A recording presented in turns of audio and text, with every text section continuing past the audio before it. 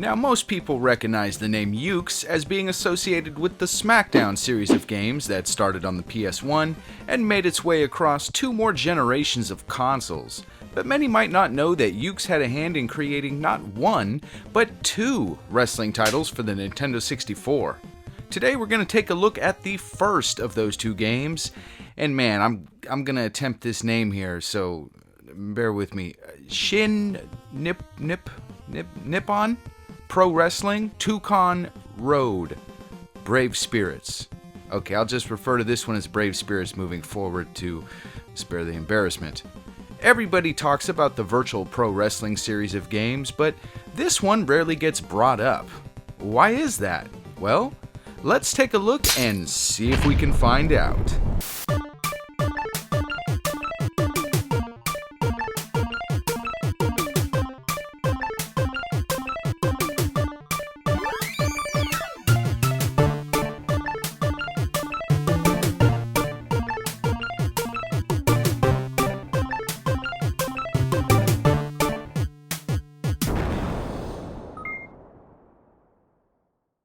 Released exclusively in Japan on January 4th, 1998, Brave Spirits features the New Japan Pro Wrestling license and was actually preceded by 2 other Yuke-developed wrestling titles for the PlayStation, which seem to be a bit obscure, but it appears that they do actually exist in some dimension or another.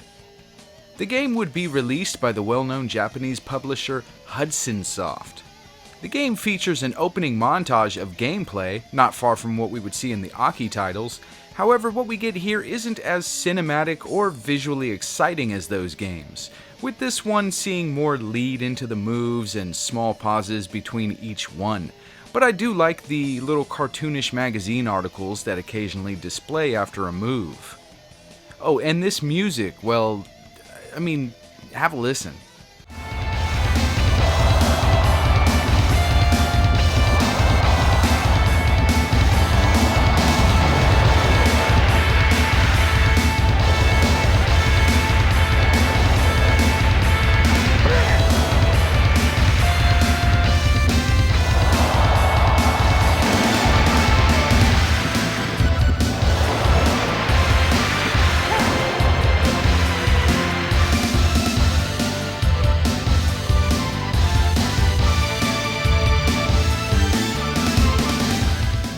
Remember, consoles like the PS1 and the Saturn could run full motion video for game intros, which I should add I was definitely a sucker for at the time, but the Nintendo 64 had to rely on in-game assets, which I'm sure took a bit more time than chopping some clips together and adding background music. Wrestler selection isn't fantastic here in regards to quantity, but we do see some quality inclusions here, with the likes of and Tiger Mask and Shinya Hashimoto and Kensuke Sasaki and Keiji Muto Masahiro Chono. in addition to others. The wrestler selection screen also follows the visual style of the cover art, which features hand-drawn cartoon-like versions of each wrestler. Another option that I've always been a huge supporter of is alternate attires, which we do see here, and I'm thankful for. Entrances are short and basic, but seeing as this game was an early 1998 release, the expectation hadn't yet been set for this category. If games featured any sort of introductions at all, they were usually limited to an in-ring taunt, if that. The fact that we see a wrestler walk up to the ring, enter it, and perform a few taunts along the way was pretty innovative for this era. And if that isn't enough for the presentation junkies out there like myself, the game also features pre-match introductions complete with ring announcing. ただいまより試合を開始いたします。本日のセミファイナルスペシャルシングルマッチ60分一本勝負を行います。青コーナー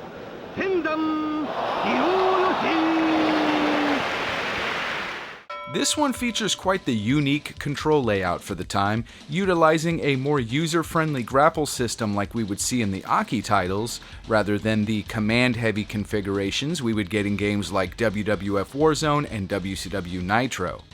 Okay, so how is that unique? Well, the game relies on multiple button presses for certain actions. For example, to punch an opponent, you press A, but to perform your secondary punch, you press A twice. Same with B, which is used to kick. We also see the use of multiple buttons needing to be pressed together in unison, like A plus B, which will perform a hard strike. Grapples utilize a combination of both of these techniques, adding in the Z button as basically a modifier. So your wrestler's first grapple would be Z plus A, while the second would be performed by holding Z and pressing A twice. Grapples 3 and 4 would be done the same way, but instead with the B button. And your fifth grapple is executed by pressing Z plus A plus B. Grapple variations open up quite a bit when you take into consideration that there are different states of grogginess, meaning that as matches progress, bigger and more devastating moves will come with it. In addition, these grapples can be performed from many positions, including the front, back, corner, running, and on a downed opponent. This all turns a seemingly small arsenal of attacks into quite the large moveset. Additional controls consist of the C buttons being used for multiple functions, so pressing them might result in your wrestler running, unless you're close enough to your opponent, at which point they will perform an Irish whip. Pressing them near a downed opponent will pick them up, while tapping any of them twice will pick them up facing away from you, which might feel familiar to fans of the SmackDown series. Pressing the C buttons on the side of a downed opponent will flip them, while holding Z and pressing C will pin your opponent. Reversals are interesting here, and I really don't think I can remember seeing anything like this before in a wrestling game. You see how the moves and commands are displayed every time you or your opponent performs an attack? This is for good reason. In order to successfully counter a move, you must enter the command of the move that your opponent is performing while tilting the control stick in any direction. Now, my reaction time is pretty horrible, so I'm not the best at a system with this level of depth, but I can imagine that there are many out there that would find enjoyment with this layout. If you have an understanding of this control scheme going into the game, it's easy to get the hang of, but if you're going into this one blind, as I did the very first time, it can definitely be a bit confusing. Now, if you've played a lot of the SmackDown series, more specifically the first 3 games, you'll see some familiar move animations here. That's because a lot of these moves and taunts were carried over to that series as a reworked version of this game engine, which obviously made for a quicker turnaround time on that product. As you can see, however, this game moves at a much slower pace, and add to that the different visuals, it may be hard for some to see the similarities, but again, those that put in many hours into the SmackDown titles will definitely be able to identify the shared animations. And in my opinion, they look better here at a more organic pace. I enjoy the quickness of the SmackDown games as far as fun factor goes, but I always found the quick execution of the moves to look really unnatural after playing many of the Aki titles over on the N64. One cool feature seen here, which wrestling game fans would get years later, is the post-match brawls. After the winning wrestler celebrates his victory, there's the option to inflict further damage, or have damage inflicted to you if you're not careful. We would see similar offerings in the SmackDown series once it landed on the PS2, but nothing that gave the player full control of his wrestler after a match. Well, until... Another thing that I find to be a creative feature for this time is how the heel wrestlers will refuse to break submissions, with the referee even calling them out by name and demanding a break. Break! Rope break! 1, 2! No! No! No! No! Watch your hand! Break! Shoulder! Break! Alright guys, I gotta call out the elephant in the room here. I once had a friend make a comment while playing this game with me. He said, "Nick, the ring seems a little big." I said, "What do you mean seems? It's absolutely gigantic." Now don't get me wrong, I like the larger area to move around in, but I prefer a somewhat more realistic wrestler to ring size ratio. I do like the attention to detail here though, with graphics featured on the canvas and aprons. But man, this thing's like a city block. And while we're on the topic of visuals, let's talk about the wrestler models. They're definitely very polygonal, which obviously is a product of this era, complete with lower res textures and heavy use of shading to define muscle tone. This results in faces being pretty hard to make out, but I do like the inclusion of blood smearing here. I would say that these models fit somewhere in between WCW vs. The World and WCW vs. NWO World Tour in a graphical sense. And also like those games, we get quite a bit of clipping due to seemingly disconnected limbs that almost have a mind of their own at times.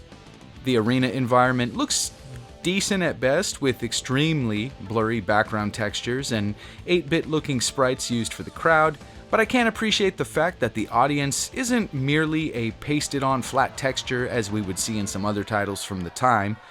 And hey, even the fans in the cheap seats feature movement, albeit 2 single frames, but nonetheless, this was rarely seen back then. Most wrestling titles from the start of the 3D era to the current day feature a fixated camera, usually either facing with the stage in the background or the fans, but some titles, like these two fine specimens, chose to use a rotating camera, which is what we see here as well. It'll zoom out as you and your opponent move further apart, or it'll zoom in when you get close. It'll even spin around at times, which probably isn't ideal for those who easily get motion sickness.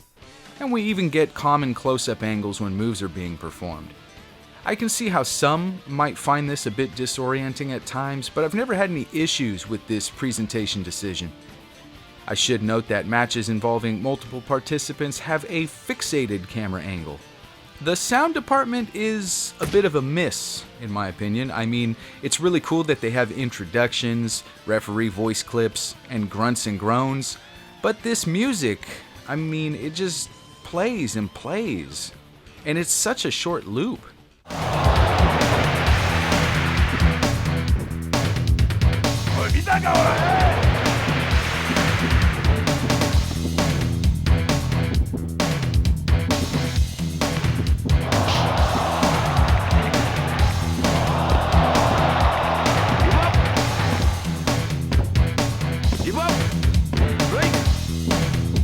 I mean, come on, give me a little bit more than that. Let's talk about gameplay modes. We get Exhibition, Title Road, and Title Match. Exhibition options consist of Single, Tag Team, Battle Royal, and Sparring, which is more or less a practice mode designed for figuring out the game's moves and testing a player's abilities. No, it's not like the cool shoot fighting mode that we would see in Virtual Pro Wrestling 2, which is what I initially thought.